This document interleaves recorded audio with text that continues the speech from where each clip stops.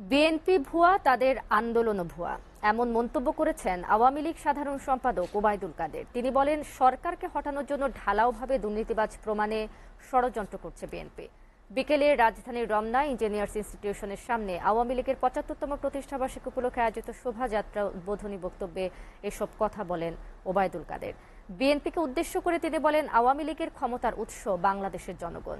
আন্দোলনের নামে আবার আগুন সন্ত্রাস করলে জবাব দিতে প্রস্তুত আওয়ামী লীগ। দেখুন তামান্না তাহসিন খানের প্রতিবেদন। ২৩ জুন আওয়ামী লীগের ৭৫তম প্রতিষ্ঠা বার্ষিকী উপলক্ষে রাজধানীর রমনায় ইঞ্জিনিয়ার্স ইনস্টিটিউশনের সামনে থেকে শোভাযাত্রার এ আয়োজন। এতে যোগ দেন রাজধানীর বিভিন্ন প্রান্ত থেকে আসা নেতাকর্মীরা।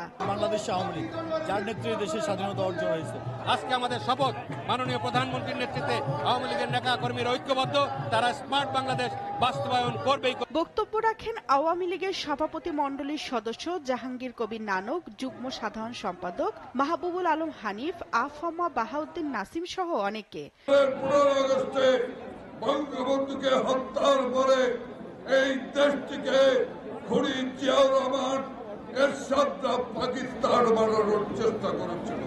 এই বাংলার মাটি, বাংলাদেশের স্বাধীনতা, বাংলা যতদিন থাকবে ততদিন বাংলাদেশ আওয়ামী লীগ দেশের মানুষের কল্যাণে কাজ করে যাবে। আওয়ামী লীগের সাধারণ সম্পাদক ওবায়দুল কাদের বলেন, আওয়ামী লীগ কচুপাতার উপর শিশির বিন্দু নয় যে একটু টোকা লাগলেই পড়ে যাবে।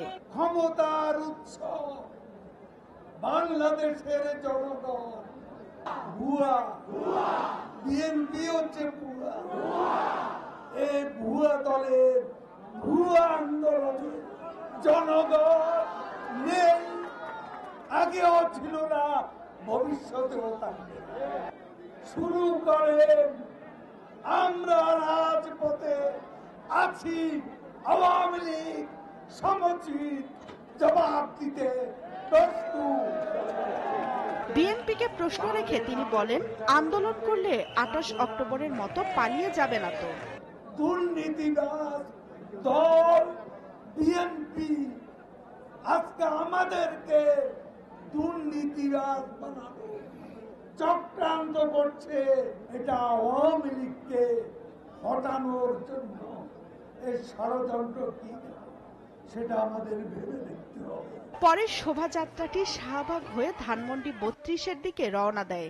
এ সময় কেন্দ্রীয় নেতাদের পাশাপাশি আওয়ামী লীগ ও সহযোগী সংগঠনের নেতাকর্মীরাও ব্যানার ফেস্টুন নিয়ে দলে দলে অংশ নেন। তামান্না তাহসিন খান, এসএ টিভি, ঢাকা।